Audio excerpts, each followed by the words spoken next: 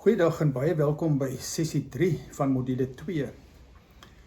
In hierdie sessie praat ons oor die tema dat ons lewend is vir Christus en dood vir die sonde. Dit sluit aan by ons nuwe identiteit, dat Christus gekom het om ons ware identiteit as verteenwoordigers van God te kom herstel, sodat ons weer kan leef op hierdie aarde volgens ons oorspronklike bedoeling as God se verteenwoordigers. Ons het daarop gewys dat die wese van die sonde daarin bestaan dat ons eintlik gekies het om die lewe oor onsself te laat gaan. My naam, my koninkryk en my wil. In plaas van om vir God te verteenwoordig, om net ons totale lewe te gee, om sy naam groot te maak, om in sy koninkryk te dien en sy wil te doen.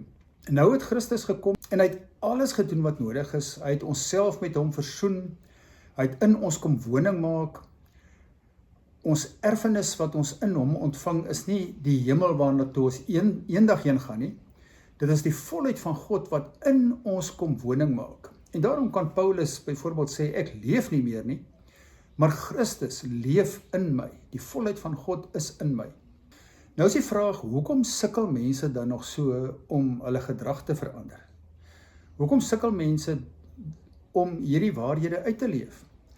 Nou dit gaan daaroor dat ons oor jare heen is ons geprogrammeer om vir onsself te leef.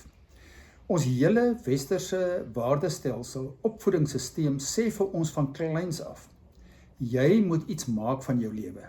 Jy moet iewers kom in die lewe. Jy moet bo uitkom. Jy moet sukses behaal.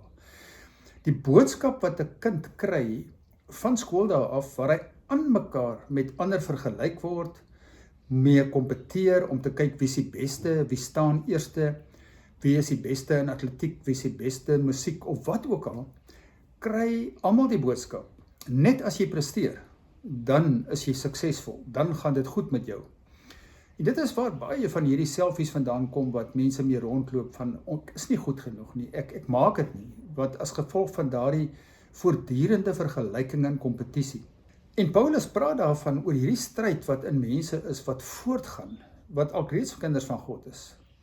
Hy praat breedvoerig daaroor in Romeine 6 tot 8 byvoorbeeld, waar hy sê, onder andere in Romeine 7, die goeie wat ek wil, dit doen ek nie, maar die kwade wat ek nie wil nie, dit doen ek. Dis daai stryd van jou hele liggaam, jou vlees, is opgelei om vir jouself te leef. Ook in Galasiërs praat hy daaroor, oor die stryd tussen die vlees en die gees. En dan sê hy, hierdie twee staan lynreg teenoor mekaar. Die vlees wat eintlik maar die ego is, wat glo dat die lewe oor jouself gaan, dat jy vir jouself moet lewe en die beste daarvan maak, en die gees van God wat jy nou ontvang het, wat jou daarvan wil vrymaak, wat sê nee, dit gaan nie oor jouself nie, dit gaan oor God. Daar is 'n ander manier van lewe. En hy noem dan ook wat die vrug van die gees is, as jy werklik leer om onder die heerskappy van die gees te leef en toe te laat dat God die lewe oor hom laat gaan en erken, dit gaan nie meer oor jouself nie. Nou ten spyte van daardie lering van Paulus is dit ongelukkig so dat baie kinders van die Here in die kerke sit en nog altyd hard probeer om op te leef na daardie standaard. Ek behoort minder dit of dat te doen. Ek behoort nie so of so te maak nie. Ek behoort nie aan hierdie versoekings toe te gee nie. Ek behoort eintlik baie meer Bybel te lees en te bid, of ek behoort eintlik baie meer te getuig. Ek behoort eintlik met mense te praat oor die Here. So daar is die gedagte ontstaan dat daar 'n sekere manier van lewe is wat jy kan bereik deur self hard te probeer om dit reg te kry. Nou die goeie nuus wat ek vandag vir jou het, is jy hoef nie harder te probeer nie. Jy gaan dit nooit reg kry nie. Dit is nie waaroor dit gaan in die boodskap van die Bybel nie. Die feit dat jy 'n nuwe identiteit ontvang het en met Christus verenig is veronderstel om jou juis daarvan vry te maak, sodat jy kan terugkeer na 'n lewe vanuit die bron, vanuit God, vanuit dit wat jy ontvang het, om gevoed te word uit daardie bron, geïnspireer te word uit daardie bron, vrygemaak te word deur daardie bron, om op 'n manier te lewe wat jy werklik volkome vry is van al hierdie vergelyking, kompetisie. Niks hoef te probeer nie. Jy leef net in 'n diepe afhanklikheid van hom. Luister na hom, hoor wat hy van jou vra, doen wat hy vir jou sê. Dis soos Jesus geleef het. Nou, Paulus skryf baie aangrypend daaroor in Romeine 6. Jy kan dit gerus die hele hoofstuk lees en dan kyk die dinge wat hy daar noem. Hy sê byvoorbeeld, ons hoef nie langer as slawe van die sonde te leef nie, want ons het saam met Christus gesterf. Ons is nie meer verslaaf, ons is nie meer verplig om die sonde te doen nie. Ons het 'n keuse. Ons kan as vry mense leef in gehoorsaamheid aan die Gees van God. En hy praat so duidelik daaroor dat ons in werklikheid saam met Christus gekruisig is, saam met hom gesterf het en saam met hom opgestaan het uit die dood en verenig is met hom in 'n nuwe lewe. En dit is juist waarom ons vry is van die mag van die sonde. Al wat nou van ons verwag word, is om vanuit dit wat ons ontvang het, te lewe met die krag van die Gees van God. Nie in eie krag nie. Jy sien, die ego se uitdaging is altyd weer, okay, so dis wat van my verwag word, ek gaan dit reg kry, ek gaan hierdie nuwe lewe leef. Nee, jy gaan dit nie op jou eie reg kry nie. Dit kom vanuit daardie verhouding van 'n mens wat geleer het om te rus in die wingerdstok, te wag op die Gees van God, om vanuit die bron te leef, wat jou dra, inspireer en lei in elke oomblik van jou lewe. Paulus sê dan Romeine 6 vers 13, hy sê, vroeër was ons hele lewe, ons hele liggaam was eintlik in diens van die sonde, ons het in slawerny van die sonde gelewe. Maar nou, net soos wat ek vroeër in diens van sonde geleef het, moet ek leer om elke lid van my liggaam in diens van God te stel om te doen wat God wil.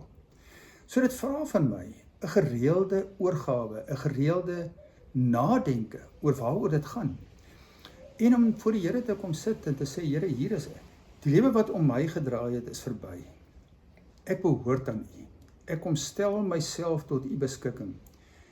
Elke deeltjie van my liggaam, en jy kan deur dit gaan, van jou kop af na jou tone toe, elke deeltjie opnuut aan hom toewy, aan hom oorgee.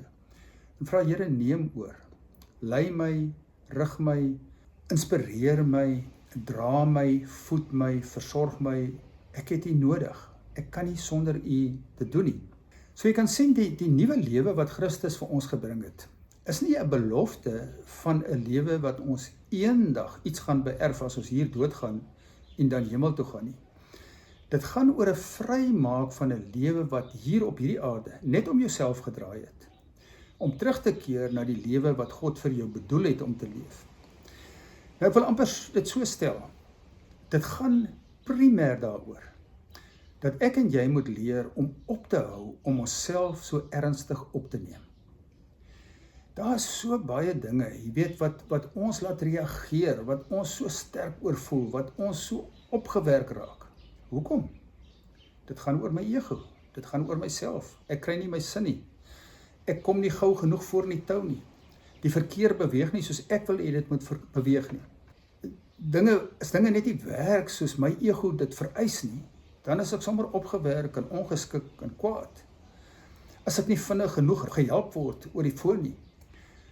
As daar nie goeie diens gelewer word nie. Daar is so baie dinge wat ons egos net vereis. Ontspan. Die lewe gaan nie oor jou nie.